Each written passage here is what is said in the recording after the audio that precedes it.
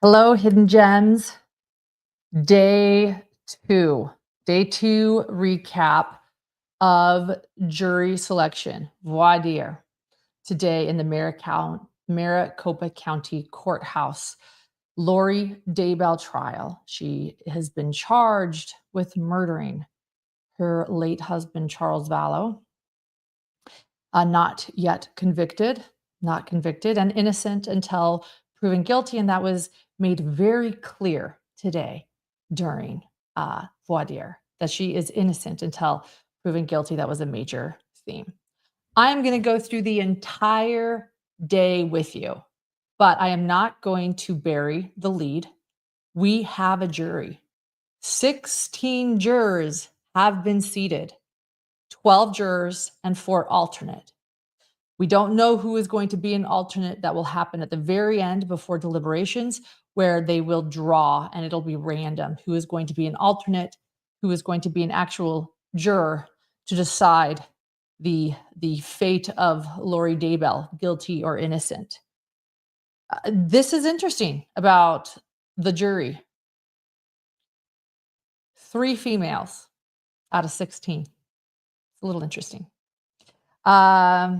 But a good jury from what we saw and heard today. They seem to really understand their job and what they have been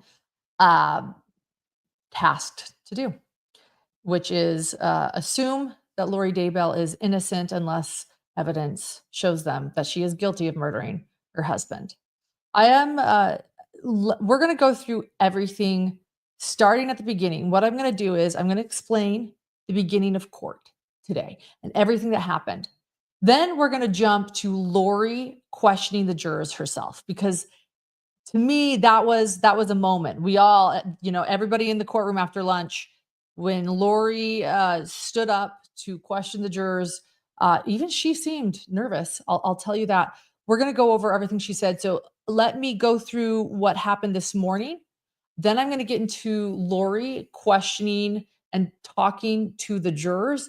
And then we're going to go back and do what I did yesterday, which is go through all of the details of the questions that were asked of the jurors that were excused, some of the things that happened with voir dire today. But I'm going to save that until the very end. So let's get to it.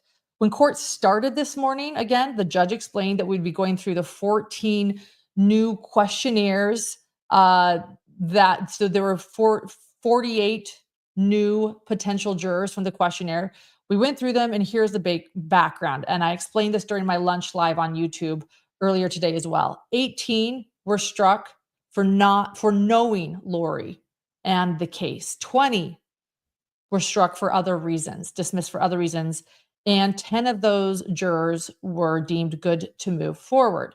So it was announced that these 62 possible jurors would be moving forward to voir dire in the afternoon, and that when they come up, they would be given new numbers, 1 through 62. So we referenced some of the numbers yesterday. Now we're just 1 through 62. And the judge actually talks about explaining to the jurors the burden of proof, credibility of witnesses, their willingness to follow the law for the verdict, their ability to deliberate, all of those sort of rules and guidelines. The judge says that he will read instructions on self-represented defendants to the jurors, because that is a whole other set of instructions, I guess, is when a defendant represents themselves. That's a whole other bag of instructions we learned today. The judge asked if there was anything to change. Oh, excuse me. No. So what I need to explain is the judge asked, is there anything we need to change here? And Lori actually says, well, the sheet says that the defendant will be representing himself. And the judge makes note of that and says that he will make that change so that it doesn't say representing himself. The judge then announced that he is optimistic there would be a jury sat this afternoon and ready to go for opening statements this Monday. And Judge Boreski was right. Didn't bury the lead. He is right. He has, in 2 days, sat a jury of 16 of Lori's peers from Maricopa County, and opening statements start Monday. The judge before lunch explains how sidebars will happen. Again, typically a sidebar, you go up to meet the judge and everyone kind of walks up and we hear the white noise machine going, so we can't hear anything. Well, this time everyone is going to stay where they are at their tables, put headsets on and talk while the court plays the noise overhead, again, that white noise machine, and then rather than go all the way to the stand. And trust me, we listened to a lot of white noise today, a lot of white noise during certain private conversations that they needed to have for voir dire. And after this, they did do that mic and headphone set. Everything looked good to go again for Monday. I think they're really prepping to make sure it all works, although the judge did have a little bit of a hard time with his headset. So that took a while. They called in a tech person. Then we jumped into, again, talking about voir dire that's going to happen after lunch. This is this morning. Voir dire happened after lunch. The judge reminds the media that is there that there will be no broadcasting of in-person jurors. And we get it. We get it. And that's why I'm going to relay everything to you as much as I can, but keeping personal information personal, and what anybody looks like or anything like that that might identify them. Not going to do that here. So Lori's advisory council then brings up the fact that she had a settlement conference on Wednesday, April 9th at 1:30 and 30, which will be 30 minutes to an hour, and then asked the judge for a workaround on the schedule because that's obviously during this trial. The judge says to remind him of that on Monday, which again is opening statements, and that he would speak to that other judge about that kind of being problematic since she's going to be in the middle of a murder trial. And then actually the judge jumps into the Brandon Boudreaux case. It is said that the Brandon Boudreaux case opening statements will be held on June 2nd. So we have a date for that. Now, to remind everyone, with this case, there were 3 murders in Idaho that Lori has been convicted of. And then we are now in the midst of a trial, or soon to be in the midst of a trial for the murder of Charles Vallow, her late husband. And then Brandon Boudreaux was an attempted murder that happened on October 2nd, 2019. The children, Charles had been murdered, Lori's children, and Tammy Daybell was still alive, excuse me. The children had been murdered. And in Arizona, that happened in Idaho. And then in Arizona, Brandon Boudreaux's driving home in his Tesla after dropping his kids off at daycare, and a bullet just right through his Tesla's window and misses him by inches. He pulls in, he calls police. We've all seen the body cam footage of that. He missed death by inches. Well, that was like nearly 6 years ago. And we really haven't heard very much more about that. But that is not, originally we thought that his trial, would happen at the same time as, that they'd be combined, that she would go to trial for both and defend herself at the same time for the murder of Charles Vallow and Brandon Boudreaux, but they are completely separate trials. Brandon's will start shortly after this one for Charles ends on June 2nd. June 2nd. 3 trials, guys. It'll be her 3rd trial. So that was actually, then we explained the schedule a little bit after that. The first week, again, we'll go, so most of the trial coming up we will not have court on Friday. So on Fridays, we're actually trying to figure out, we want to do interviews. So we're going to continue to keep things coming for you Monday through Friday. Then we were all released for lunch. And again, those of you that saw my lunch live outside the courthouse, that is on our Hidden True Crime YouTube channel. So court started a little bit late this afternoon. We were all told to be back by 1:15. I'm not surprised since we're dealing with 62 potential jurors. We all rose for the jury, and then the judge came out, and the clerk administered an oath to prospective jurors, and then the judge then gave the jurors instructions for questioning for the voir dire. He explains that if they answer yes to a question, they need to raise their juror number, And when he calls on them, they need to start by stating their juror number. The judge says that a number of them had indicated that they had hearing loss, and he asks if anyone cannot hear him. There were no issues. So then the judge actually repeated it, and he then spoke louder just in case there were hearing issues. And then he started shouting and he said, "Are there any? Can everybody hear me?" Again, no issues. The judge then explained that to be a juror, you must be 18 years old, a U.S. citizen, and a resident of Maricopa County. And he asked if anyone in the room is not, has an issue with any of those three things. And no one raises their numbers.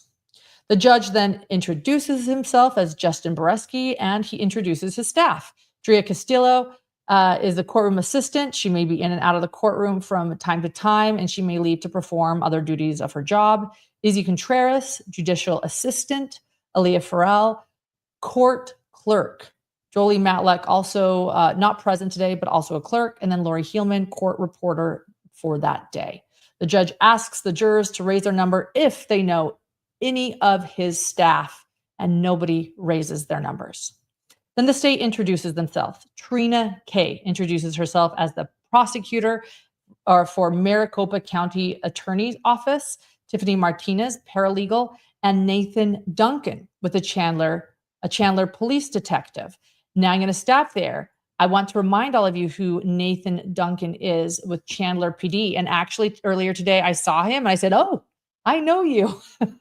I saw you testify at the trials of Lori and Chad Daybell. He was actually a very informative witness during the Chad Daybell trial, which you can go back and you can view his testimony, where he actually grew up LDS or Mormon. So he was a big part of explaining a lot of LDS beliefs, including what the patriarchal blessing was that Chad Daybell had given to Alex Cox, as well as other information. He is Catholic. Now I learned that's how he identifies. But he grew up LDS, and so he explained. And John Pryor, back at Chad Daybell's trial, sort of used that against him. He's like, "Well, you grew up in it, but you don't know it now. You don't know these things." So he let me know that he's going to be in there every day. So he is there seated. So Nathan Duncan, Chandler police detective. And then again, the jurors are asked if they know any of these people I just mentioned. And they don't, but juror 44 does explain that he has a close family member who worked for the Attorney General's office at one point. I mean, these were very honest jurors. That wasn't an issue, but he relayed that. Next, Lori introduced herself, and this is what she stated. She said, "My name is Lori Daybell. I am representing myself in this cause." She introduces the people with her on her team, on her counsel. Annalena Ramirez is the paralegal. Pamela Hicks is her fellow attorney. Robert Abernathy, advisory counsel. And then the judge explains how they are going to ask the jurors questions. It was interesting.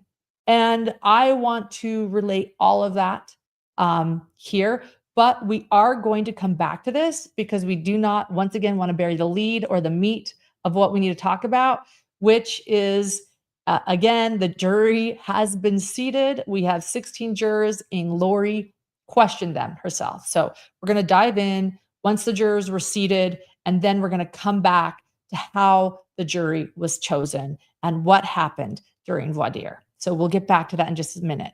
First, there was a sidebar and 14 jurors were excused. So actually, let me explain really quickly. So we were on the left side. So typically we're on the right. The right side of the gallery is where the state, where people, the Charles Vallow family, anyone on the prosecution side, or media reserved. There's 15 reserved seats for media where they are. And then on the left side is safe for defense. I think the public can maybe sit on either side a little bit, but today they had all of the potential jurors on the right side. So when we came back in for lunch, we were actually moved to the opposite side where we typically are not. And then, so the entire right side, which has the most seats, completely full of potential jurors. In addition to that, the jury box where that had 16 seats was also full. So we had 14 jurors were excused, plus actually there were even additional, but all of the ones on the right side were excused, which means that they already had some potential jurors picked out that were in the jury box, because the majority of the jurors that were picked in the end were in the jury box to begin with. So once they were all released, we took a quick break, and then everybody returned, and each juror stood up then to give to share their occupations, a bit of their family life, their relationship status, and other personal information that I'm not going to share here to protect any of their identities. But each one did stand up and introduce themselves, explain what they did for a living, explained whether they were married or divorced, explained how many children they had, so everyone could really understand. And then Trina K, again, that's the prosecution. Trina K for the state is ready to question. She's the lead prosecutor. Trina explains that Lori is representing herself and that she has the right to do so. But they are told that she must comply with the rules of law, rules of criminal procedure, and rules of evidence. She asks if any of the jurors think that they may give Lori more leeway or benefit of the doubt because she is not aware of the law, and nobody raises their juror cards.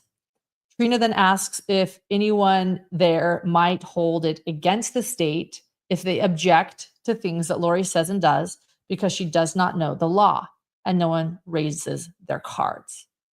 Trina then asks if there is anyone that will hold the state to a higher burden than usual because Lori is representing herself. No one raises their cards.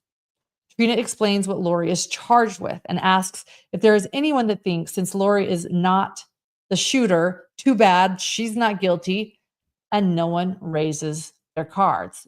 Because I want to point out, this is a bit of a conspiracy to murder case. Not a bit, it is a conspiracy to murder trial or case. Lori has not been convicted of ever actually she's been convicted of first-degree murder, but nobody has said that she did the actual killing.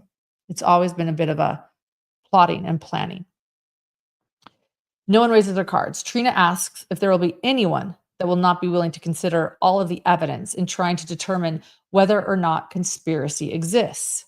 No one raises their cards. And Trina asks if there is no video, if there is no video of Lori admitting that she did this crime, is there anyone who wouldn't convict her because of that? No one raises their cards. Trina talks about the media in this case and asks if there is anyone who won't be able to stop themselves if something pops up and pops up on their phone and she sees an article about Lori Daybell.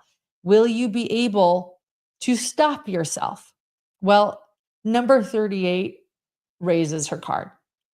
And number 38 says that they could stop themselves from looking further into something. But what if they have already seen things? Trina says that they will talk to them separately. And the judge says, no. I need to clarify if you have already seen something or if you are talking about coming upon something. And the juror says that they have already seen something. And the judge again says, well, we will talk to them separately. So 38 will be talked to separately. Trina then asks if everyone feels comfortable not talking specifics and telling people that they cannot talk about the case. As in, when your family asks you to talk about this case or a neighbor asks you to talk about this case, can you not talk about it? In other words. And then this is interesting. Trina asks if anyone there are gun owners, and 10 of the jurors say yes. Juror 1, 12, 20, 24, 29, 33, 34, 36, 40, and 41. Trina asks, for those of you who are not gun owners, is there anyone who will have difficulty sitting in a jury where guns are discussed? No one raises their cards. So Trina asks the gun owners then if they have any specialized training. No juror raises cards. Trina brings up then the LDS church. She said it's also referred to as the Mormon church or the Church of Jesus Christ of Latter-day Saints. And she asked if if anyone has any strong views on the LDS Church that would make it difficult to sit through this trial. And no one raises their cards.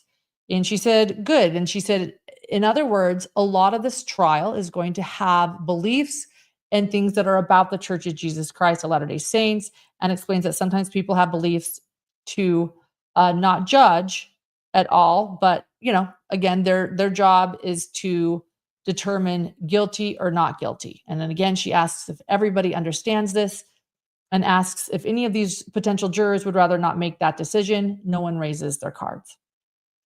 Last question from Trina K. She asks if there is anything any jurors think they should know about them, like the juror. Like, is there anything we haven't asked that we should maybe know about you? Like, here's your chance, jurors. No cards are raised. So then Lori gets up. Here's the moment. And truly, all eyes in the, after all the white noise and after all the questioning, Lori stands up, and we're all paying attention. She goes up to the stand in front of these jurors and says, "My name is Lori Daybell. And as you know, I was charged with a crime, and I am representing myself in this cause." So she keeps saying that, representing myself in this cause. I am a 51-year-old woman.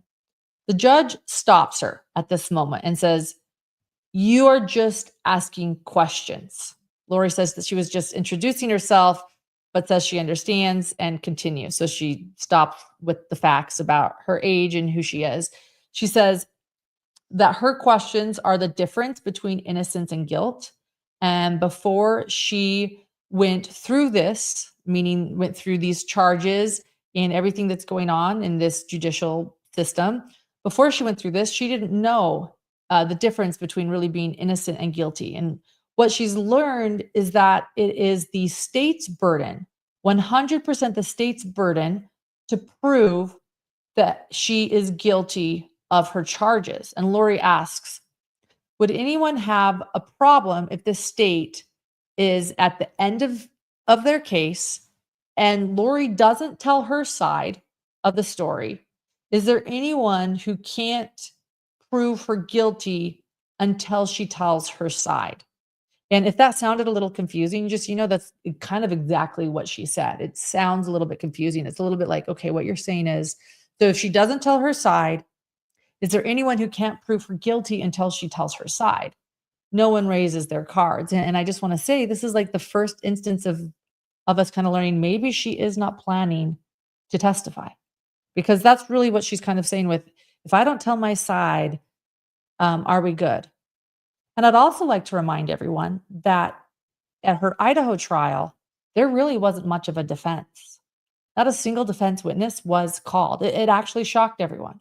Chad Daybell's trial, tons of defense witnesses, tons and tons. Lori's defense attorneys actually kind of got a hard time for it, that they're like, no witness, we're not calling any witnesses. People were shocked, but I think in many ways, Lori thinks less is more. And she also did not testify at her Idaho trial. Sure, she had attorneys that were recommending things that she do, but let's be honest, like, Lori does what Lori wants to do. And if she wanted to testify, she would have testified. And so I think this is maybe a hint that she might not testify. Let's keep going.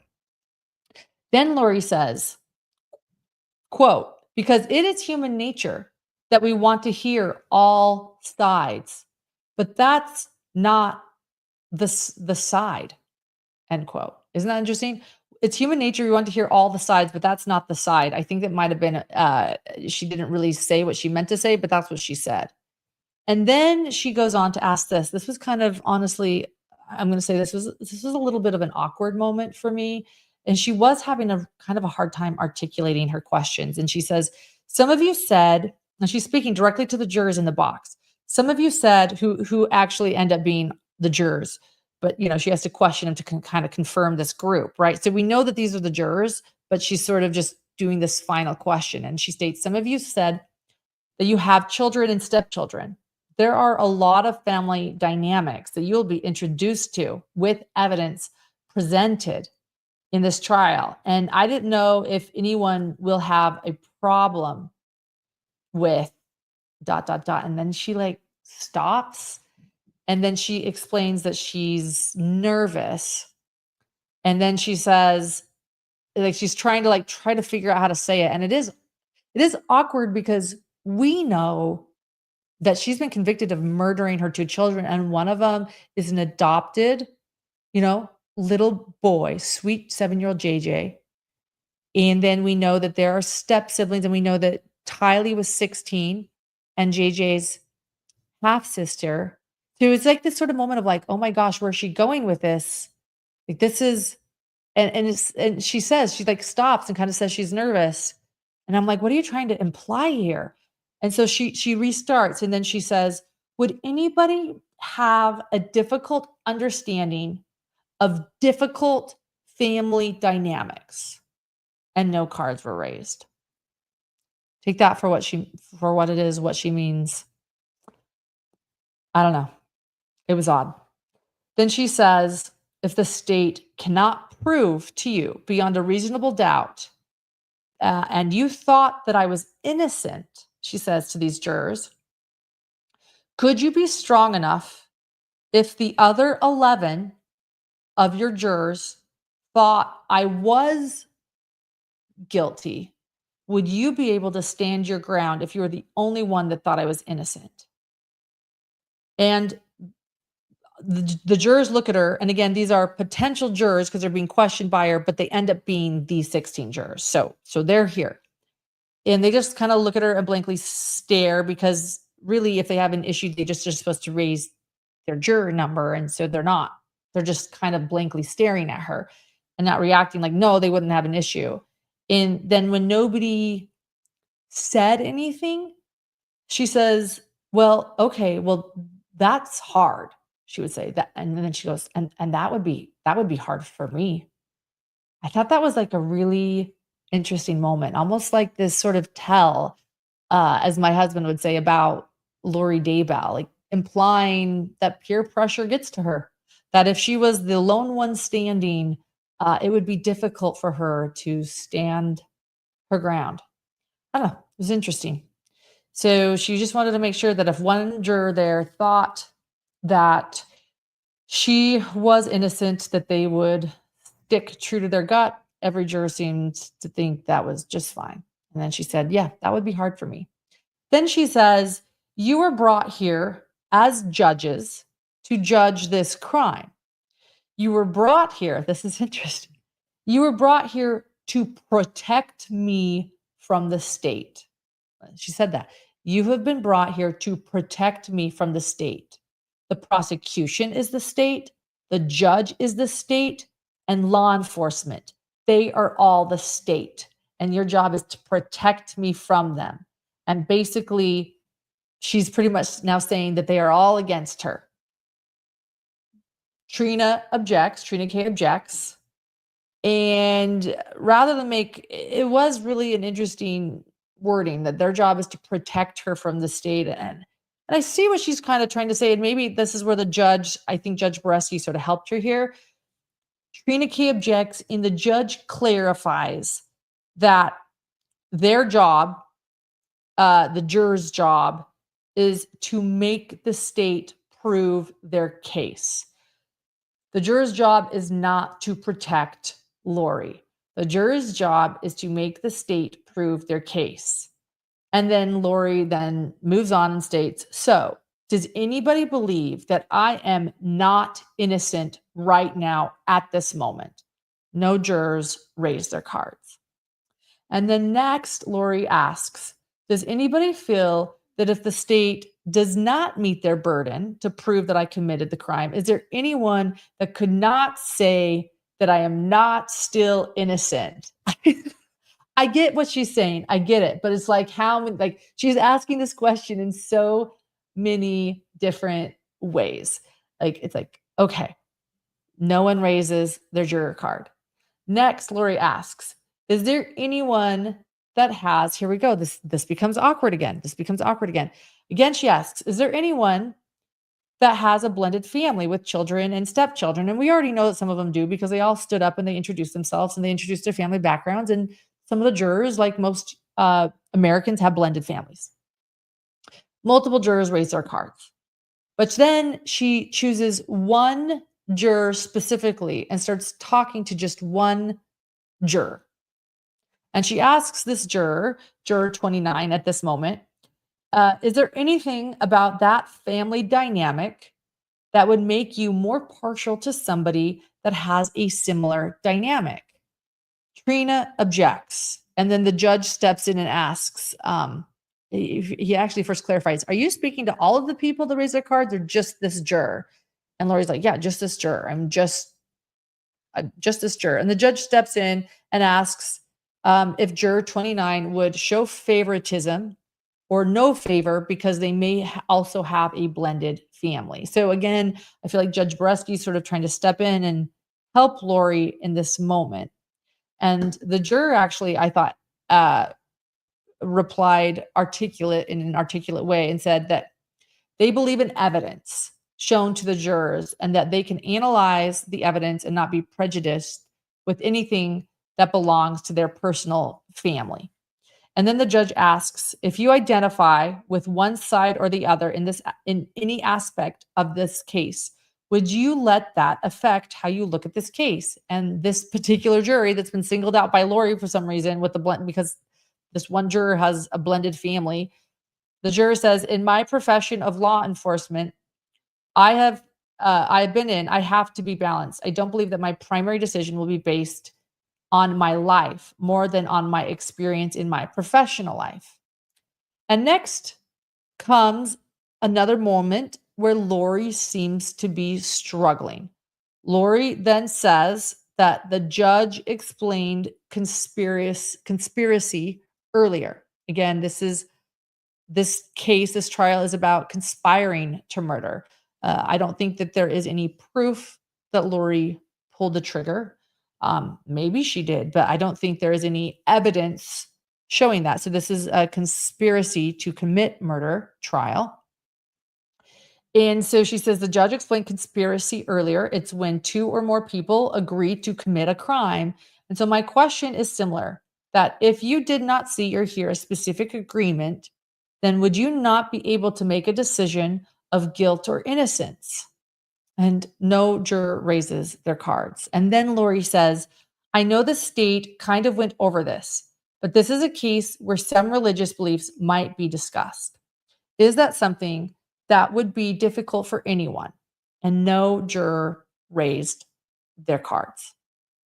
And then Lori asks, is there anyone that has an understanding that the judicial system works different than the way it has been explained to you today?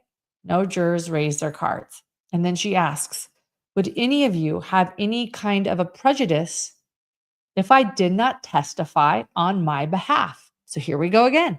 This is what we thought. She is asking, if I don't testify, would any of you have any kind of prejudice if I did not testify on my behalf? If the state didn't prove their burden and yet I did not share my side, would anyone say that I am immediately guilty? No jurors raised their cards. And then there was a sidebar. So after the sidebar, that juror 38 who stated that question that she had about whether or not she could look at something, or pretty much she admitted that she kind of saw some things about the case. The one who had prior knowledge, as well as all of the jurors, again, that are remaining in the back of the courtroom, they were all excused, which left us with the official remaining jurors, 16. So pretty much we were kind of getting the idea that they would be the ones in the box, right? And there was just one more that was excused, and then they're all renumbered. They're renumbered 1 through 16, or 1 through 12, excuse me. And then had to have been 1 through 16 that they were renumbered, and he swears them in. So this is it. The judge reads charging documents. Count 1, she was charged conspiracy to commit first-degree murder on June 24th, 2021. It was almost a year or 2 years, excuse me, almost 2 years after Charles was murdered when the charges came down. The judge then says that the sealing of things is no longer needed. I don't think there's really much sealed. We have thousands of pages of FOIA documents from Chandler and Gilbert on our Patreon account. And then the judge reads the jury instructions. So, and that was the end of the day with a seated jury. And let me explain, some of the jury instructions were one thing that I noted is that these jurors are going to be able to ask questions after witness testimony. That's always interesting. And just sort of explain to them the protocol of coming in every day. Trial is going to, or sorry, each day of the trial is going to start at 10:30. They're going to try not to have court on Friday, and just sort of gave the basic jury instructions. The jury is excused, and then Lori, there is asked, are there any final questions? And Lori does say that she does have one final question before court is completely done for the day. She says that with my advisory counsel, is there some way they can get a headset when we're having a sidebar for her advisory counsel, for her paralegal? And the judge says that they are limited to 5 headsets. He has a headset. The state has a set headset. The court reporter has one, and she has 2. She may have to make a decision on whether or not her paralegal has one or her advisory counsel has one. So that is that. I just barely looked, by the way. I cannot believe that we have over 7,000 people watching today. Thank you, everyone, for being here. So what we're going to do now is we're going to go over voir dire. We're going to go over what was said and the questioning that happened without giving away any of the personal information. I'm going to skip occupations, family, things like that. But this is interesting. Thank you, everyone, for being here. So here we go. This is how it went down. So back to where I was. The judge is asking the jurors. So this is right after lunch. Like, let me explain. I'll take you back. Right after lunch, we've been moved to the left side of the courtroom. The right side is full of potential jurors. The jury box is full of potential jurors. The judge asks the jurors to raise their number if they have looked at anything on websites or talked with anyone since filling out the summons. And 3 jurors raised their numbers: Juror 22, Juror 16, and Juror 63. The judge tables it and says that he may have specific questions later. He then goes on to talk about the financial aspect of serving on the jury. He explains the jurors get paid the following week for the week prior. They can be paid for the daily loss up to $300 plus plus 12 $300 plus mileage for gas. So if that is their wage loss, up to $300 a day, if they can prove that. And if they are unemployed or retired, they are entitled to the minimum of $40 a day. And if selected, they will work with court staff. They will need to provide info about their lost wages, social security numbers to be paid. And the judge then says, please raise your number if you still believe serving on a jury would create a financial hardship, even after he explains that. Jury 87 raises their number, says they are employed but moving out of state soon. They plan to move in June. Juror 78 says they are self-employed and also go to school full-time. They do have deadlines that must be met every week, and there is concern about their financials. Next, the judge goes over the concept of presumption of innocence until guilty. He asks if they understand, asks if they don't agree, and asks if they won't be able to follow the law. Seemingly, no issues. Good there. And then the judge asks if they are able, if anyone is there who believes that Lori, the defendant, is guilty simply because she has been charged with a crime. And is there anyone who does not understand that she has a right to testify or not? Anyone who does not agree with this, pretty much is saying, raise your hand or raise your number, or jury number, or forever hold your peace. Anyone who would not be able to follow the law on that. Everybody's good. Test for truthfulness. Now, do the jurors have the ability to see, hear, or know that they, hold on, pause really quickly. Let me look at my notes here.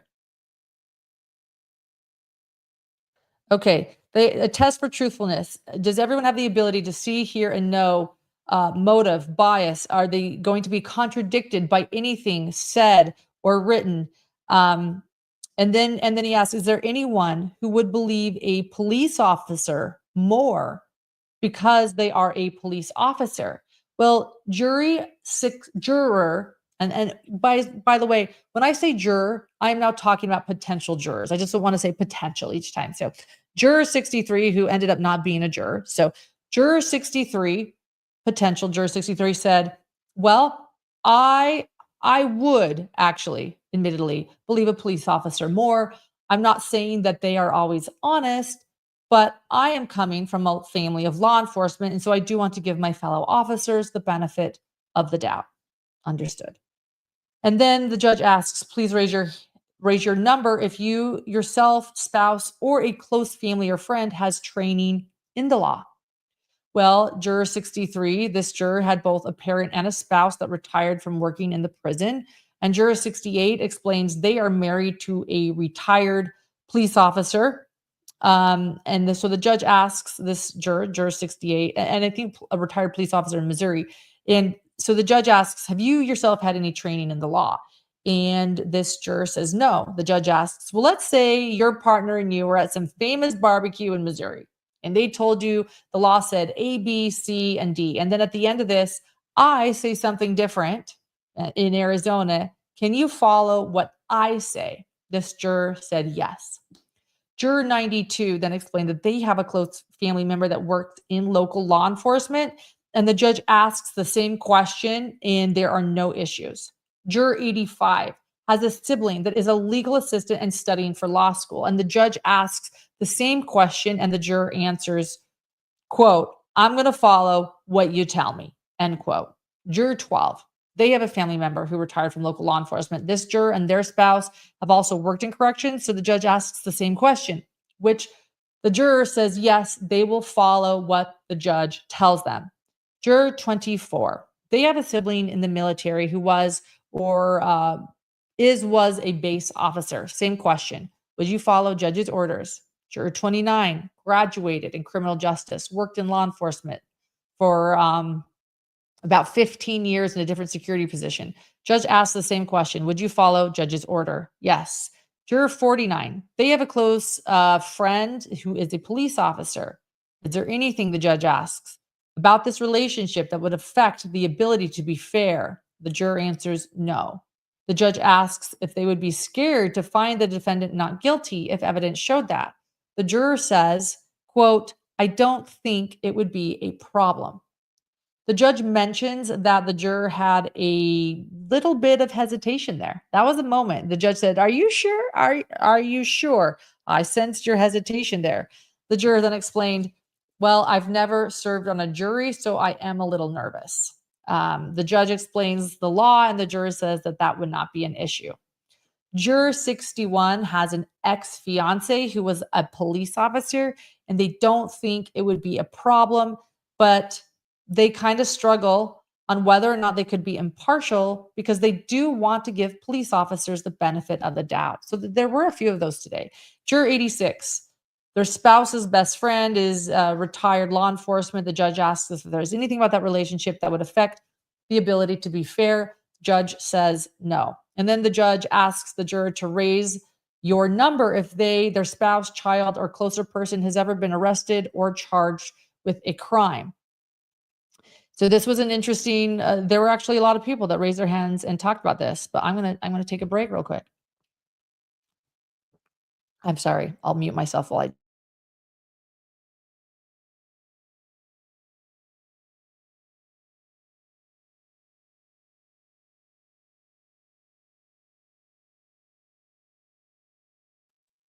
All right, thanks. Sorry about the intermission, guys. All right. Juror 1, that they had a sibling that was convicted of a crime, a sibling they're not close to, but they've never been told what it was, nor do they have any idea about the case or how they were treated. Juror 9 explained that they had a parent convicted of a crime years ago, not even sure how long ago. They don't remember it very lightly. Juror 10, parents were convicted on drug charges before they were born.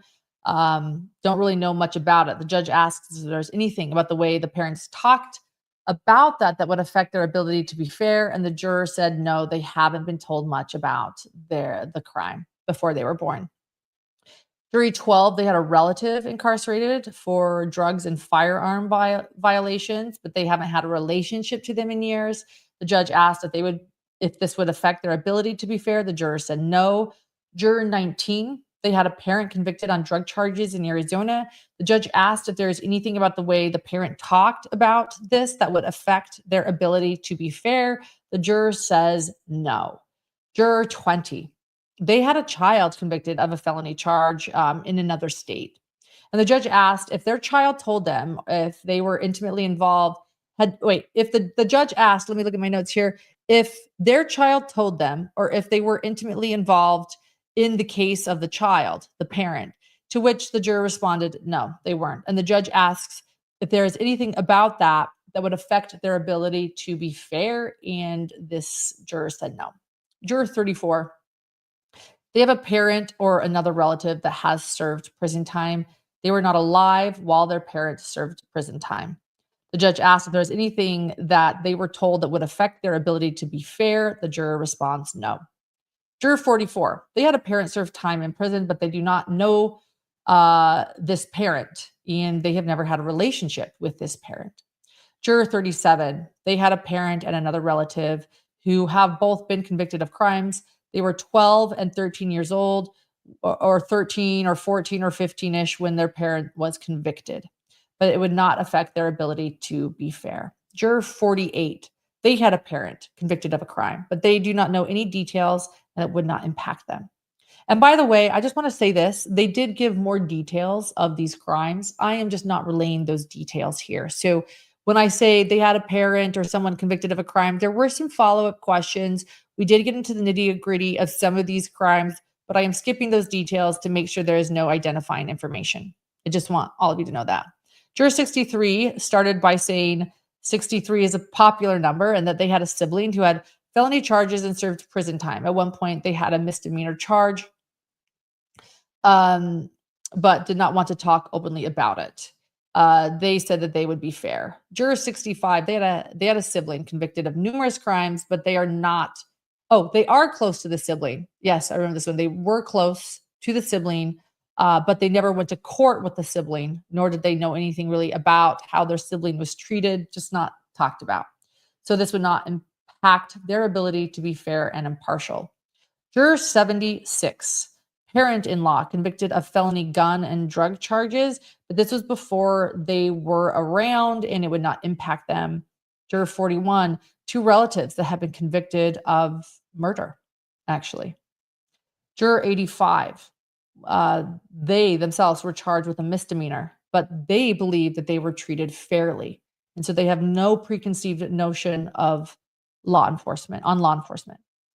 The jurors are then told, potential jurors are told that they cannot say anything about this case to anyone during the proceedings and cannot put anything on social media. The judge asks the jurors to raise their number if they know any of the other jurors. This was a funny moment. Like, do any of you jurors know each other? One juror raises their hand, juror 59, explains that he knows juror 8. And he's like, oh, well, how do you two know each other? And they explain that they are co-workers. And even though they work on the opposite side of the buildings, they get to regularly see each other. And by regularly, it means every day. They are asked if knowing each other will affect deliberations, and they both say no. Juror 44 also raised their number because they believe they may have worked with juror 24, but juror 24 denied it. They're like, nothing to see here. I don't know you, and I never worked at the place you're claiming I worked.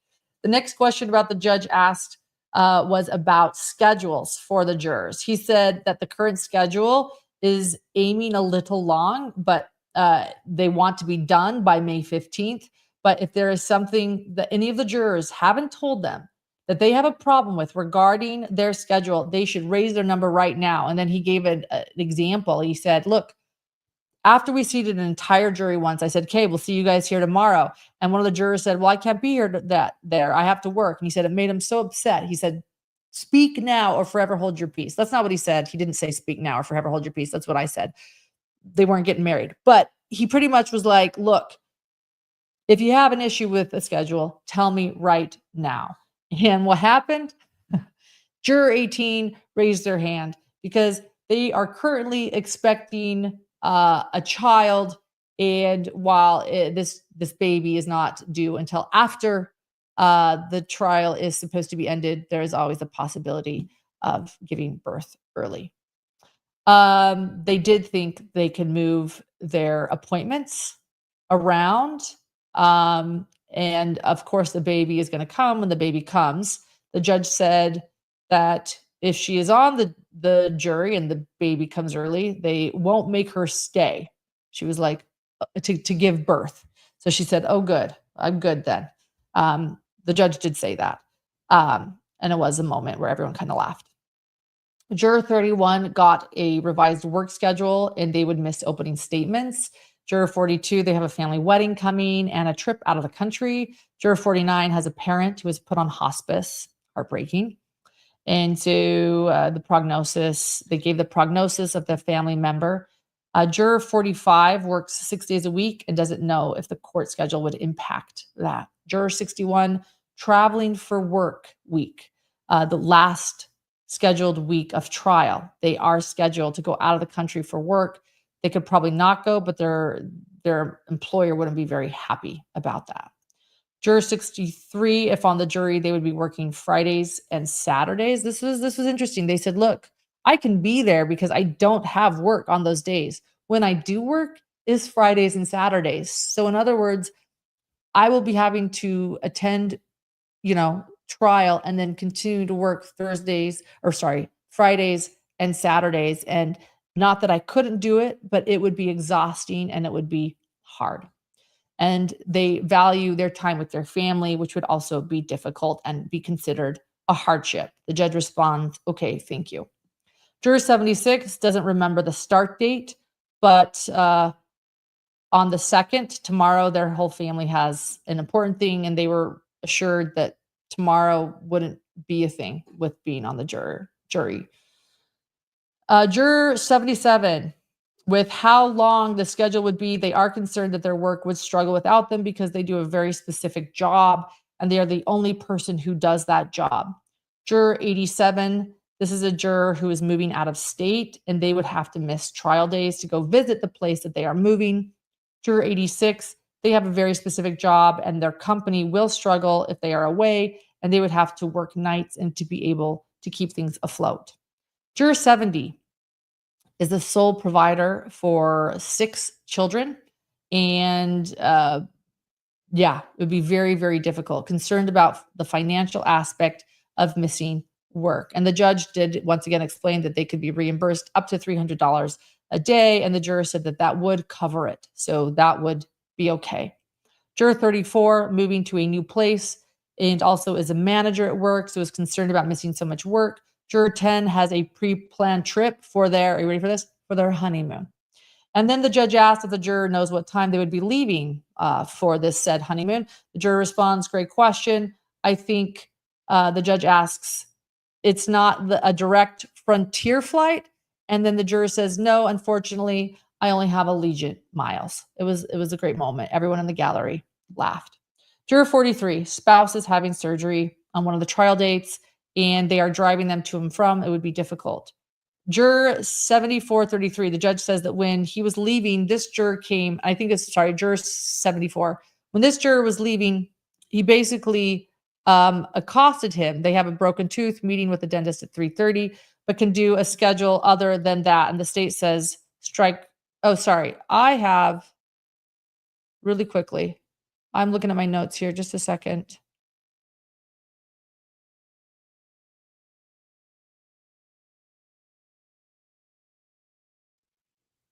Looking at my notes.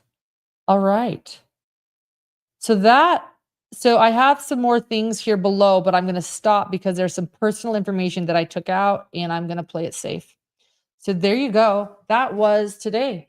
We have a jury. Once again, I think one of the most interesting things about this jury is, sorry, my lighting's a little weird tonight, isn't it? Sorry, guys. Makeshift studio. We're working on it. But I think one of the most interesting things is again, 16 jurors were chosen today. So in other words, 12 jurors and 4 alternates, 3 females. What do you guys think about that, by the way? 3 females. I would love to hear your thoughts. And I'm here, and just so you know, in about 10 minutes, I'm jumping over to be on Banfield on Law or Banfield on News Nation. So you can join me over there. We're going to conclude here, but I would like to see what everybody's um, thoughts are on the females.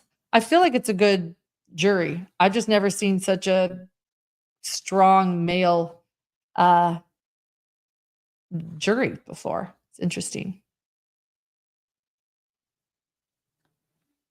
I'm going to go over to the starred things. Joe asks, is it getting easier to hear her voice? Yeah, she was actually she was she was good today. Like even with the objections and the judge sort of interfering and trying to kind of explain what she was trying to say, as she was saying that your job is to protect me from the state. I don't want to say behaved. That sounds like she didn't get riled up today. You want to know the ages of the men, a variety. Young, like young 20s to older. A variety of the men, a variety of ages. Is Lori using these trials as entertainment? She's already convicted of murder. Why not just plead guilty? That's a great question, right? It's a really good question. I have heard, I used to say, like, why not take a plea deal? I want to say that I have now learned that I don't know if there was a plea deal by the state for her to take. So I don't even think that was an option. It's a good question, right? I wish I was a psychologist. Oh, wait, I'm married to one. He certainly has thoughts. We're actually, did you know Dr. John Matthias, my co-host, did a interview with Colby Ryan after he interviewed his mother. And he actually sort of asks John a lot of those questions, and they talk about that. If someone wants to put that in the chat, I think it's worth revisiting about why possibly, Lori is doing this, dragging people through this. Thank you, YouTube Bad Actors, for your gifted Hidden True Crime membership. We are going to be putting together some emojis for the trial streaming and for our members. And we want everyone to be a member during this trial. Dal, thank you so much. I love that everybody is gifting memberships. Thank you so much. Rebecca Hayes, thank you so much. Janelle, Sarah, my producer Gray starred this question for me. Has she ever given you eye contact? Yes. Yesterday. And I want to be honest, like when we make eye contact, I kind of try to look away pretty quickly because I don't want anyone thinking that I'm trying to communicate with like a defendant in the court. So I don't there's nothing about like staring back at her that I do anything. Yeah, it happened a few times, but I am looking at her, right? Because I'm curious. And so, yes, there aren't that many people in the gallery the last 2 days. So she did notice me and we had eye contact. Yeah, a few times. Vicky Maynard, I think that Lori probably does like to have all men on the jury. And I think what's interesting about this, I'll just give my quick take. I think Lori is used to maybe manipulating men. If you remember, all of the police officers in the police department were sort of taken by Lori and believed her over Charles Vallow. So there's this kind of like, all these men. And I bet she does like it. But then we also have to remember that Charles Vallow, the victim, is a man that is dead, has been murdered while he was attempting to take his little 7-year-old boy, JJ, to school. So, I think that Lori probably might like the idea of it being so many men, but when you throw in the idea that like this victim is a man and a father, it's going to play to them too. Guys, I'm going to take off. Let me tell you the latest. I have got to go jump on. Like I said, come watch us over at News Nation, Ashley Banfield. But opening statements start Monday. So the next few days are off at court. But Hidden True Crime is going to be here. We have some interviews planned. I am staying here in the Phoenix area. We are going to visit some of the important sites. We have interviews planned for the next days.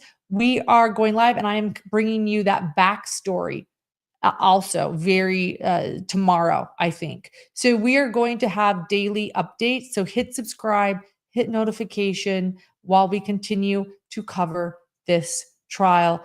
And again, we're going to have more coming for you. All right. Thanks, everyone. Thanks for being here. So appreciate the support. Oh, and Gray, can you get me what Jackie gave me today? It is the cutest. I've got to show you guys something that one of our hidden gems gave me today. She met me at the courthouse. I see it. Do you want me to grab it? I didn't see it. Sorry. That was like really awkward.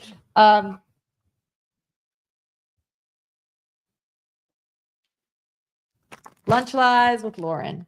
Thank you. I am super excited. That meant a lot to me, so I'll be able to have that. All right, guys. Thank you for being here, and we'll see you. Bye-bye.